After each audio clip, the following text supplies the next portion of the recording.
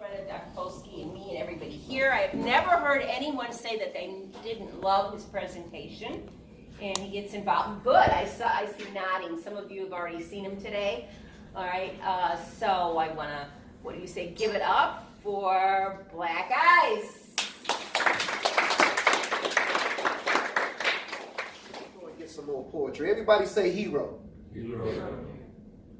Today my son was asked the question by his teacher to draw a picture of his hero. And after thinking for a moment about who made the most De Niro, he drew a picture of me in the mirror. Came home and he posted it on the refrigerator door. When I saw it, it touched me to the core. I was outdone. There's nothing more than a father wants to hear than admirations from his son.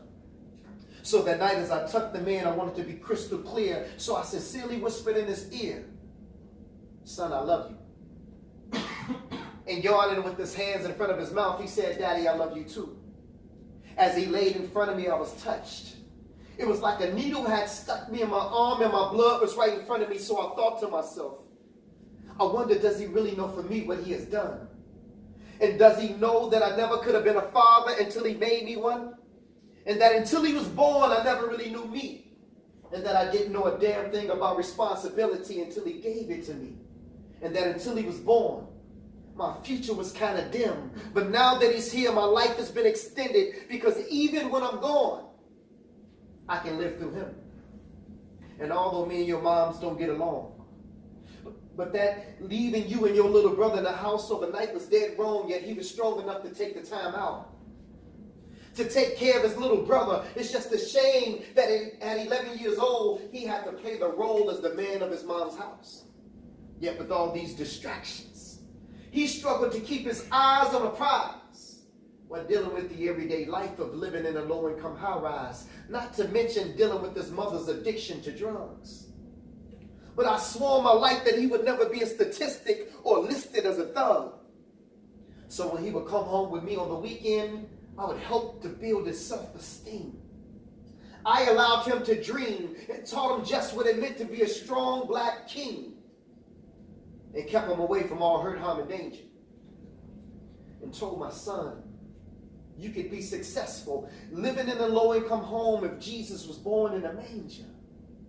But there was like this deep-rooted anger that reflected in his attitude, which caused some of his teachers to call me at home from school, but they ain't got a clue as to what he's going through now.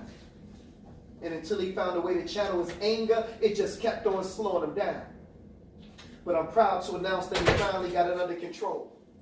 Not only did he win first place in a school science project, but the first time in his life, my little 11-year-old made the honor roll.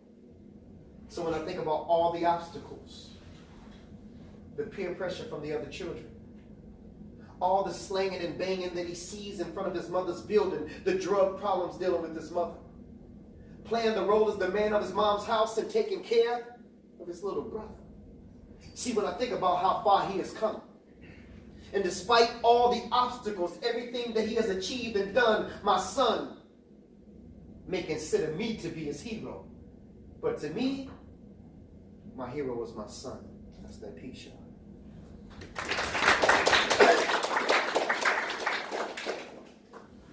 My phone is probably. So that son that I wrote that poem about, right? He was named after me, you know. Birth certificate, everything. Had issues with his mom because his mom at the time had got hooked on drugs, even to the point where at times she was smoking crack.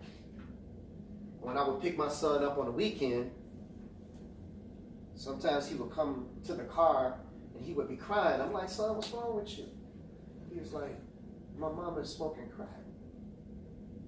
And I had to deposit something in him to not judge her because of her handicaps and her issues and her addictions and her dependencies. That's still your mother's son. She's sick. You're going to love her regardless of what her condition is. And finally, I eventually got custody of my son because when she had her second child, he was born with crack in his system. And so what happens when that happens is they have to come and they have to do what they call drops. Anybody know what a drop is? What's a drop?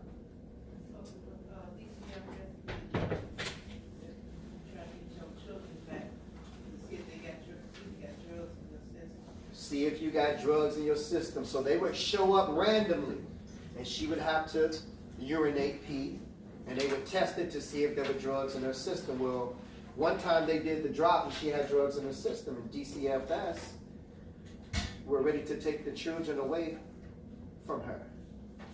And I got a phone call.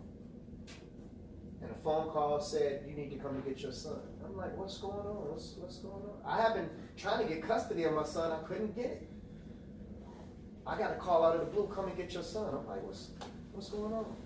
I go there, and they said, well, apparently your son's mother has been using drugs, and explained to me the whole thing. I had no idea. I haven't, in addition to taking care of my son, I haven't given her money. She'll say, hey, my rent is due. I'm behind. And my, hey, here, take this. My son lives there. Come to find out, she wasn't paying rent. So the money that I was giving her, she was smoking it. Right? So I finally got custody of my son. Cool. All right. That's what I wanted anyway. I'm praying for you. But my son is with me. So about 6 months to 8 months after my son is with me, he starts complaining about a pain in his leg. And my son, playing football, and he's in 7th grade, going to 8th grade, active, right? I said, okay, I'll tell you what, I'm going to take you to Holy Cross, to your doctor, Dr. Toussaint, to see, what the problem is. I said, but I'll do it after your testing, because they were doing ISET testing. Y'all still have ISET testing? I mean, not here, but when y'all was in high school. Okay, cool. So I took him to the doctor. She said, man, his leg's a little bit swollen. Maybe he got bit by something. I'll do an x-ray or whatever. Right? And then she calls me back later on that day. She said, I think you guys need to come back to the hospital. I said, well, he's doing testing. I can come myself. Why we both got to come back? She was like, no, I think y'all both need to come back. So we went to the hospital, Holy Cross. I sat down across from my desk. She said, I took the x-ray. It appears as if your son got cancer. He's 13 at the time. I said, what? It appears as if your son got cancer. Now, if you ever seen a movie where there's a scene where somebody is talking and their lips is moving, but you don't hear nothing else, that's exactly what happened to me. After she said my son got cancer, I couldn't hear nothing else that was coming out of her mouth. I saw her lips moving. But I was just like, this not happening to me. It's not happening to, I'm not accepting this. And she said, take your son to the University of Chicago, and they're going to do a biopsy. Anybody know what a biopsy is? That's when they go and get a piece of something inside of your body, and test it. So the tumor was in the bone inside of his leg. So they had to go into his bone in his leg, and they had to take a piece of what was there and test it. Come to find out, he had osteosarcoma. Osteo means bone. So anytime you hear the word osteo, that means bone. So osteosarcoma is bone cancer, right? And it normally happens when they go through a growth spurt. When you're young and your body is stretching out, you go through a growth spurt. Normally osteosarcoma comes when that happens, if it comes at all. So, okay, well, what's the plan? Well, we need to immediately start chemotherapy. Well, if you know anybody that's going through chemotherapy, he lost his hair, he lost his eyebrows. Of course, everything that he ate, he described to me as like, it tastes like metal. He had this metal taste in his mouth from the chemotherapy. I got to deal with his self-esteem now, because now he thinks that he's ugly because he's losing weight, no eyebrows, no hair. I said, women think bald heads are sexy. I said, look at your daddy. So, okay, cool. So we get through that, right? So, good news. His hair started growing back, and it was wavy. You know what I'm saying? It was like, it wasn't kinky. It was wavy. So he thought he was the stuff. He was brushing his hair, everything, got waves and everything. Everything cool. He graduates from 8th grade, right? We cool. He goes to Urban Prep, which is on the Inglewood campus, 63rd Stewart. Cool. Eventually the cancer came back. But this time when the cancer came back, it wasn't in his legs no more. It was in his lungs and his upper body. So the doctor told me, he was like, eventually he's not gonna be able to sleep laying down. He's gonna have to sit up, and eventually he's gonna have to be on an oxygen machine. And eventually, I'm like, no, it's not happening to me. It's not happening to my child. It's not happening to my son. So all that stuff came true that the doctor told me was going to happen. And on September the 3rd, 2008, he passed away at the age of 15 years old. Right? So I'm destroyed. You know, I'm suicidal. Don't want to be here no more. I'm like, man, God, all the people you had to choose from, why you choose my son? You got winos standing out in front of the liquor store. You got rapists running around raping people. You got people running around here shooting people. Why would you choose my son out of all these people you had to choose from? I wasn't on speaking terms with God. We couldn't talk. We couldn't have no relationship. Couldn't have no conversation. You know. So I started writing. I started expressing myself. I started writing because that's the only way that I could get out that hurt and that pain of what I was experiencing. She'll get it. It's okay. And so there were a few poems that came from that hurt and that pain. But before I get into the stuff that I actually dealt with, which was related to him, it really made me think about when I was in high school, when I was at the age of 15. When I was at the age of 15, I got my girlfriend pregnant in high school. Come on, bro. On this side of it. When I was at the age of 15, I got my girlfriend pregnant. She was 14. And her mom made her get an abortion. And I'm thinking to myself, after I lost my son, I was like, I could have had a child that was here, and that was taken away voluntarily. And here it is, I lose a child involuntarily. So I was like, it just weighed on my mind. I was 15 at the time when she was pregnant. My son was 15 at the time he died. I'm like, God, is this payback? Is this, you know what I'm saying? Everything started going in your mind. So this is the poem that I wrote about my childhood experience, but I was still relating it to what I was going through at that particular time. This is called Mission Abort. Anybody know the military term, Mission Abort? What does it mean? Just kind of going away from the mission, not doing it no more. Right, to abandon it, to turn around and go back, you know. So this was called Mission Abort. I remember a time that I wish that I could forget. Yet it's etched in my brain like stone. Sometimes I sit alone thinking, I wonder, how many abortions have the women I slept with in my past had because of me? I just felt like today at East West University was the day for me to tell my story, because for years I kept it hidden deep down inside of me. It's time for me to let it go now. Professor Adams, I want to be free. I can't say that I know or recall every one, but I remember the first.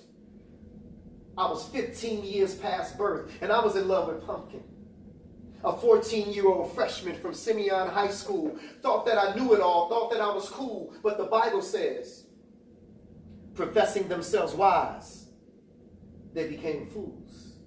So I began breaking rules, ditching school and cutting class, all in an attempt to get some aspirations to become a rap star. See, I was well known to be cold with them bars, but my heart had me locked up, stuck in a standstill. I couldn't see past this girl. She was like the center of my world, and everything revolved around her. I had never felt like this before. I was even cool with the parents who, for me, kept an open door, but that was all before she was late. And no, I ain't talking about lunch. I'm talking about no visitors this month. And now we both scared, wondering what would our parents think. They are the ones who really cared about us and our future. We literally ripped their dreams apart, and this couldn't be mended with no suture. But we got to tell somebody. We didn't know what to do. We were only babies ourselves, doing what grown folks do without a clue of the consequence. Until we had to deal with the consequence of sex with no protection. And it's too late for me to pull myself out of this one, because now she's expected. And I'm expecting her dad to kill me on sight. See, my father always taught me to do what's right, but now that I'm on center stage, somehow I've gotten stage fright. So we talked and she asked, what was I thinking? And without even blinking, I said, baby, I'm not ready to be a father. And see, for her, this only made things harder. So she's told her mom, who forced her to get an abortion. And along with my coercion, I can only imagine the pressure at 14 that she must have been under. I was too young to know the procedure. I didn't even care. Only wish that she would have made me be there. Maybe I needed it. See, things don't register the same unless you see it, and then you can believe it. And now she's left with the permanent scar from a decision that we both made. But she's the only one who paid. Or at least that was what I thought. See, you can run from a situation, but sooner or later, your ass gonna get caught. I felt like it was all my fault. And over 20 years later, my child that was aborted when I was at the age of 15 has now come back to haunt me. My firstborn at the age of 15 was taken away from me. He died from cancer. See, back then I was too young to know the physical pain of an abortion, but now I know the answer is clear now. I see the picture. And it takes me back to that same scripture. Professing themselves wise, they became fools. So if you're listening to this, please stay in school, learn from my mistakes. Don't wait until it's too late. I apologize. I'm sorry. I wish that I could go back, change, and rearrange things. If you only knew the consequences that choices and decisions bring. See, y'all, at the time, I was only 15. And I remember something that I wish that I could forget. Yet it's etched in my brain like stones. Sometimes I sit alone thinking, I wonder, how many abortions have the women I slept with in my past had because of me? I just felt like today at East West University was the day for me to tell my story, because for years, I kept it hidden deep down inside of me. It's time for me to let it go now. I want to be free. That's that poem.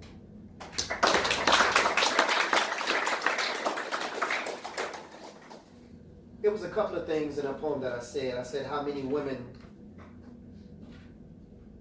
had abortions that I may have had a relationship with. The only reason why I put that in there, because a lot of times we don't know. You know, a lot of times females would keep it to themselves if they're pregnant, and then they will go and get an abortion, and we never even knew that they were pregnant. So I wanted to add that in there because as men, we just don't know. But this one I did know, you know, about, and I was there and I was present, and we walked through this thing. And when my son passed away, it really just slammed me like a ton of bricks. It came right back. And so before I do anything else, I want to just talk to you all, and I want to get feedback from you all. What you have heard thus far, what are your thoughts about being able to express yourself through poetry and through hip hop and through writing and through expression? Is it something that you heard in those pieces that I performed that you want to comment about or had a question about?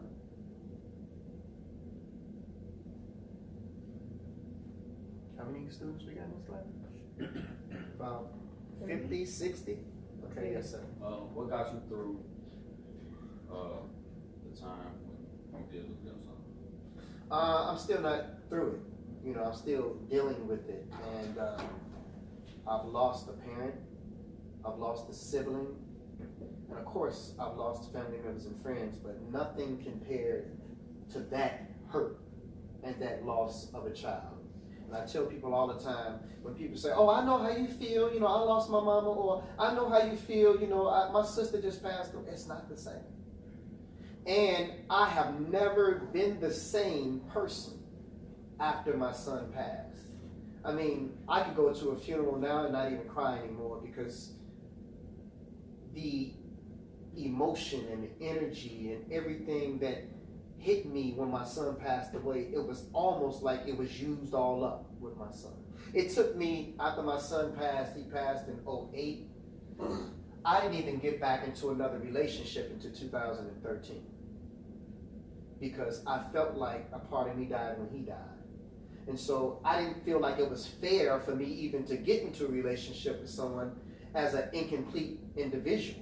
You know, you got to build me up. You got to deal with my emotions. You got to deal with that hurt and that pain. I didn't think it was fair. And so it wasn't until I met my wife, who we got married in 2018. I met her in 2009, about a year after he passed away, or like about 6 or 7 months after he passed away. And it took me from 2009 to 2013 just to even be in a relationship with her. Because I felt like, I'll tell you how I felt, this is honest. Maybe some of you all can relate. I felt like if he left me and he didn't have a choice, what would you do if you had a choice? I was just expecting people to leave me. You know what I'm saying? So I didn't even hold on to people like, oh, you're going to be in my life forever. I'm like, okay, you still here? You know what I'm saying? Okay, they're going to be here next month, but then after that, they're going to go. I was just expecting people to leave. But that is the trauma from losing someone like that that's so close to you that you thought was going to be in your life forever. I thought he was going to bury me. Never in a million years did I think that I would have to bury him. Yeah. Anybody else? Yes. In your last poem, you rephrase upon the intro, you rephrase it at the end, but why did you do that, or like why did you want to rehear it? There's a writing style called step repeat, right? And sometimes movies are shot where you see the end of the movie, but then they go back to the beginning to take you all the way back, and then they replay the end that they played at the beginning of the movie. So I just thought that the intro was so important that the intro should actually be in the outro. And so repeating the line so that everybody could hear what she's talking about, it says, I remember a time that I wish that I could forget, yet it's etched in my brain like stone. Sometimes I sit alone thinking I wonder. So that was the opening, but that was also the closing, and she was asking why did I connect those together like that. But that's the reason why I wanted to show you the end at the beginning and then take you to the beginning, lead it back up to why I said that in the first place. If that answers your question. Okay. Anybody else? We got one person in the back there. I know we got one person in the back trying to raise your hand. I know it's heavy. We got one person. Nobody else in the back? Okay, well, let's continue on.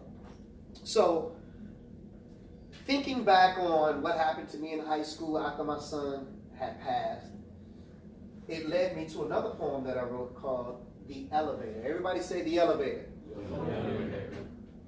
The Elevator is self-explanatory, and so I'm not going to explain it because I feel like if you have to explain your poem, it just wasn't written well. So here's the elevator. There's this elevator, right? It's full of people. Some family, some friends, some strangers, but you're all in the basement. See, the basement represents that brand new idea that was blessed to be manifested in your mind. But by the time you share your idea with the 10 people standing in the elevator next to you, some of them get the hell off before the door even closes. Sort of like those so-called friends. The ones who you thought would be there through thick and thin down to the end didn't even make it to the first floor. The door closes. The elevator rises. Much to your surprise, you're making progress. The bell rings, you're at the first floor. The door opens, and guess what happens next? Those childhood friends, well, they got goals of their own. Time for you to be strong because you're going to lose some of these friends during this ride and feel alone. But as they walk out, a few more friends walk in. You started off with 10, and now you're down to 8. Now, one of the new friends who just walked in pressed floor 2. So you know what that means. The next time the elevator door opens, they'll be going too. But before they left, they introduced you to one of their friends who became your friend. Then y'all became close like kin. The door opens at floor 2. You lose a few, but one man walks in. And he becomes your boyfriend. And now we're down to 7. Now only 4 out of the 7 are the original occupants that you begin with. In all, there are 2 strangers, one cousin, your mom, one friend, one new friend, and a boyfriend. Now the elevator passes floor 3. Seems like life is finally looking up. But just as soon as you get comfortable, you're at the 4th floor and the door opens up. You're staring death right in the face. Quickly you step back. He reaches in his arm and unexpectedly takes your mom. Everyone in the elevator consoles you. But this takes an emotional toll on you and your relationship. Everything you ever believed in or ever knew about is in doubt. You become so emotionally cold that right before the doors close, your boyfriend walks out. What's to expect by floor 5? Now, what just happened on the 4th floor was a game changer. But by the time floor 5 arrives, you will lose one of those strangers. But before he leaves, he whispers to you, there's something that I hope that you see. She said, what's that? That God wants you to go through everything that you're going through in order for you to get to where it is he wants you to be. He leaves. 4 remains. Only 1 more floor to go. But between the 5th and the 6th floor, you notice something. The other stranger reaches around you and hits the stop button. Everything is frozen except you and him. He said, okay, it's time for us to talk. Now, I've been here since the beginning. And I've seen everything that happened, and not once did you ever acknowledge me. I even gave you words of comfort when you lost your mind. I thought at that point you would want to get to know me. Look around. Out of the 10 that you started out with, there's only a few. Now you have a choice or 2. You can continue on. Use the experience of what you've been through to help heal, or you can do what you've been thinking, go on that person, take those pills. She said, no, I want to live. Well, then you need to learn how to forgive. She now knew who she was talking to. She takes a deep breath and asks for forgiveness, but he said, I'll forgive you when you learn how to forgive yourself. He pressed the button. The bell rings. The door opens at the 6th floor. To your surprise, your ex-boyfriend is standing there, offer you his hand. You turn right around, look at that man right in the face, and smile. See, out of the many people that have come into your life, you've already lost the majority. Expect for the ones closest to you to disappoint you, let you down, betray you, but don't you change. Stay you. And at the end of the day, when you place your family and friends before God, he will remove them to show you that he's a jealous God. And none should be placed before him. Trust him to know that he will replace everything stolen, restore everything lost, and heal everything broken. See, in life, you're going to have some knockdowns on the way up. But it's not about how many times you get knocked down. It's about how many times you get back up. That's that peace, y'all.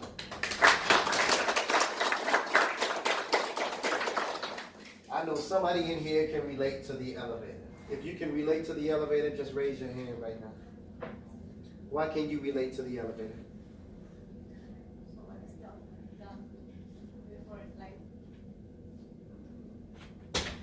Why was it you could relate to the elevator?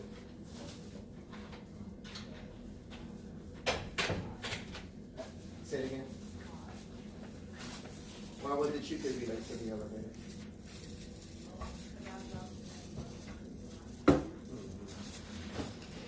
Have you had any so-called friends? Somebody else had their hand over here up about relating to the elevator. Who was it over here that had their hand up related? But why can't you relate to the elevator? I've also lost like a lot of close people that would be there for a long time. And so, you know, there's a lot of messages in that poem, The Elevator. And one thing is that just because people act funny towards you, you shouldn't change. You should be the example of how you want other people to be in your life. And I know it's hard when you've been talked about, when you've been lied on, when people have come and has tried to assassinate your character. The first thing you want to do is defend yourself. You know, maybe you want to post something out there on the IG or on the Snapchat or respond or whatever the case may be. But the best way to respond is for you to keep being you. You know, keep coming to East West University, keep coming to school, keep investing in your future, because at the end of the day, If you don't give energy to negativity, then negativity can't grow.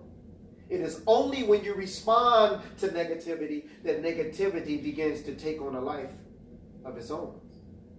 When you look at an outlet in the wall, it normally has 3 prongs on it, right? You have a positive, you have a negative, and you have a ground. So when you are grounded and when you are humble, you prevent that negative side, because all of us have a negative side, from being the dominant side that's inside of you. Somebody say the 4 elements of life. Somebody say the 4 elements of life. The 4 elements of life. You have earth. Somebody say earth. Air. Fire. And water. Earth represents ground, because when you drop something outside, you say, I dropped it on the ground, but that's earth, right? So ground is a word that we use as a metaphor for being humble. We say, be grounded, right? And so the first thing that you must learn in life is to be humble, is to be grounded. Don't ever think that nobody can't come and teach you anything. A closed fist can't receive anything, nor can you get anything out of it. So sometimes we got to open up ourselves in order to receive something, in order to be able to grow and get to the next level. But that's your earth. Air, somebody say air one more time. Air. Is it air in this room? Do you see it? We don't see air, but it exists. So air represents your faith. Faith is the substance of things hoped for and the evidence of things not seen. So is it something that you want to do? Is it something that you want to achieve? You got to have faith that you're going to bring it from non-existence into existence. You got to walk in that faith. We all see a flag outside and it's waving. We don't see what's making it wave, but we know that it's there. It's the same way you have to be with your faith. You don't know the answer to the question. You don't know the solution to the problem. But you know what? The answer and the solution exist. There is not an equation that exists on this earth that does not have a solution to it. You just have not found it yet. And sometimes you got to rely on a power higher than yourself in order to accomplish what it is you're setting out to accomplish, because we don't know it all. And sometimes God sends us the answer through people. Sometimes he inspires it within ourselves, but you got to be earthy, you got to be humble, you got to be air, you got to have faith. And then the next one is fire. Now, can you live and survive without earth? Can you live and survive without air? Can you live and survive without water? It's fire. So why is fire so important if you can live and survive without it? Because fire is that thing that tests you. You must be tested and you must be tried. Anytime you want to go from here to here, there has to be fire that you got to go through to get from one level to the next. How many people remember Michael Jordan? The greatest basketball player to ever play the game? Did you know that he was cut from his high school basketball team? They told him, I'm sorry, Michael, you're not good enough to play on this basketball team. Michael Jordan took that fire. He went back and he practiced every day. He worked out with his brothers who were older than him. They knocked him around. And he came back and tried out for the team. And he made the team. And eventually, he's the most recognizable NBA player in NBA history. Because he embraced the fire. See, we want to run from struggle. Oh, I don't want it. It hurts too much. I don't want this pain. It hurts too much. But pain is a part of the process. Sometimes you have to go through what it is that God put in motion for you to go through in order for you to get to where it is he wants you to be. We want a drive-through solution. We don't want to get out the car, walk in the store, stand up to the counter, order our food. We just want to go through the drive-through. Well, life is not a drive-through. You got to go through those things in life. in order to test you, to prove you, and to eventually make you the man or woman that you will eventually become. Now the last one is water. Water, if you put it in the bottle, it takes on the shape of a bottle. If you put it in a cup, it takes on the shape of a cup. Water is able to survive and thrive in any environment. Can you be placed in an environment like East West University? Follow the rules of the environment and be able to excel within the environment? Can you be in the environment of a poor household or a poor community and still be able to come out of that household and out of that community and do wonderful and great things? The good thing about it is that you're not the first one. There are other people that have proven that you can come from unbearable conditions and unbearable environments and make it. How many people are here from like other countries that may be poor countries, and you came to America, or your family came to America seeking a better life and a better lifestyle? You're not going to let the lifestyle that you came from to dictate what your future is. You're going to let your right now be the best right now, because today is built on yesterday, but tomorrow is built on today. So today is the foundation of what your tomorrow will be like. So you got to be like water. You got to learn how to be flexible. You got to learn how to bend. Somebody say, I got to learn how to bend. Somebody, come on now, talk to me. Somebody say, I got to learn how to bend.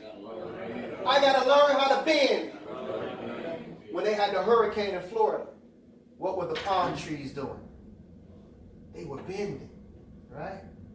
But they didn't come out of the ground. It was only the trees that were stubborn, that was solid, were the ones that were uprooted, because those trees couldn't bend. You got to learn how to bend in life. Because it's not a matter of if something is going to happen, it's just a matter of when it's going to happen. And when it happens, you can't let it destroy you. You can't let it uproot you like the tree that couldn't bend. You got to be able to bend like Neo, like the Matrix. And you got to be able to ride that until that season is over. Nothing will last forever in your life. I'm talking about the bad times. It's not going to last forever. It's just a season. And if you don't understand that it's only a season given to that, then guess what? That season could last longer than it would have necessarily last, because your thinking was negative about the struggle. A positive outlook determines a positive outcome. So let me close with this. What time is it? Anybody got the time? 2:15. 2:15? 2:50. 2:50. Okay, I'm on a meter outside. So let me go ahead and get this last poem in. And I told y'all that I was going to give y'all my testimony, just kind of like surround it up. So the name of this poem is called Ego. Everybody say ego. Ego. With all those things that I went through, that I talked about, that I discussed, and that I,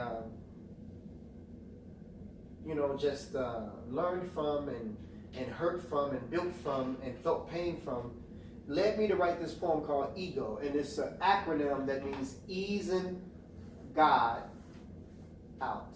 Because when I lost my son, I didn't want nothing to do with God. He had to explain to me why he let happen to me what happened to me. And so this is the poem that I wrote.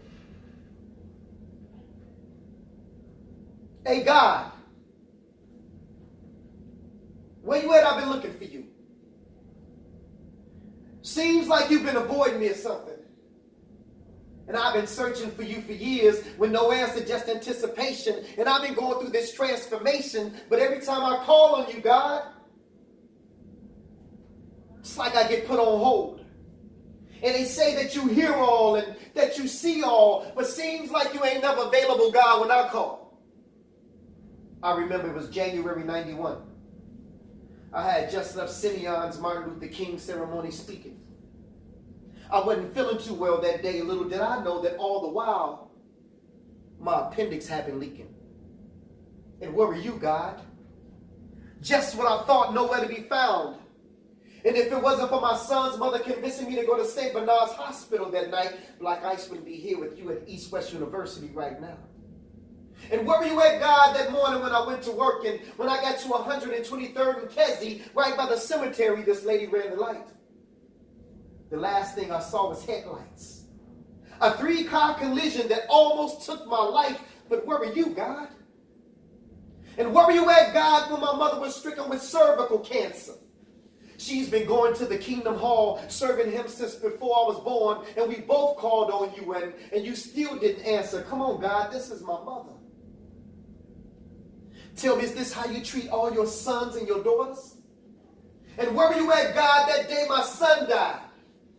I sat there at the University of Chicago and I watched him come back twice. You could have intervened. You could have saved his life, but where were you, God? And where were you at, God, when... Okay, my son, I've heard enough. Now I know that times for you have been rough, but son, where's your faith? Seems like you only seek my face when you need me. For I am a full-time God, my son. Do you really believe in me? Well, if so, then you would know that I am the creator of the universe. All that you see from the highest heights of heaven to what you have discovered beneath the earth. See, I am the God of Abraham, Isaac, and Jacob. The God of Moses, Lot, and David.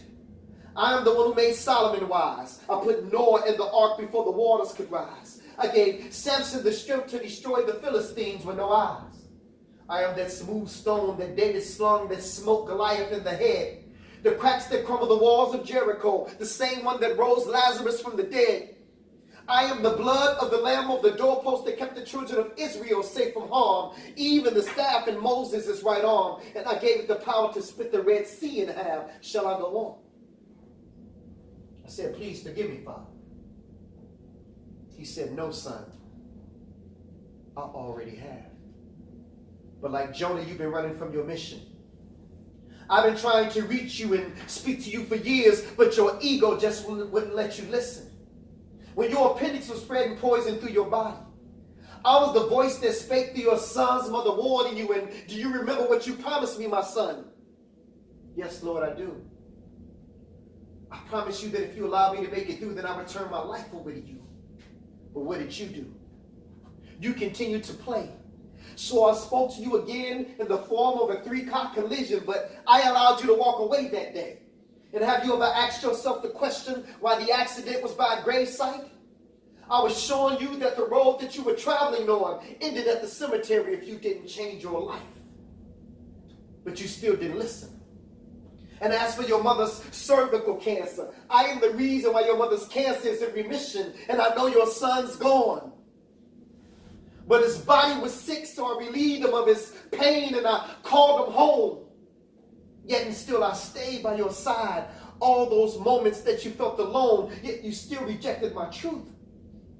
If you only could have put your ego to the side and listened to all those whom I sent to you. Lord, you mean to tell me all the while I was waiting to hear from you?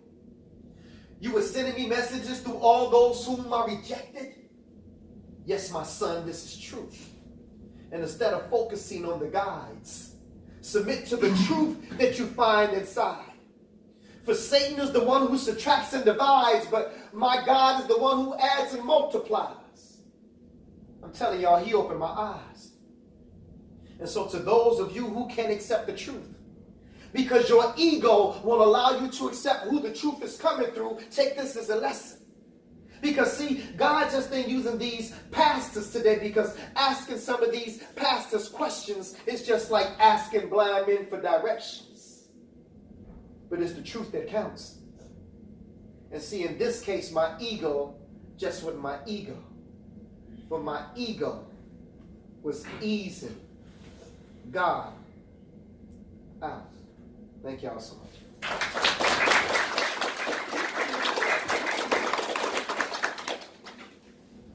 All right. Thank you for coming again. And your assignment is what, November 9th now? Your assignment is to write a poem or a form of expression that you're going to present on November the 9th. And so it could be about something that you have overcome. It could be about something that you've never told anyone, or it could be something that just was a happy moment in your life that you just want to express. And we do this often, and I promise my class, I definitely want you to do this because I'm going to do it. So we'll all share, and it is a good feeling. It's a good thing to get it out. And thank you for bringing your class, and I thank you, my guys, for. Okay. Thank you very much.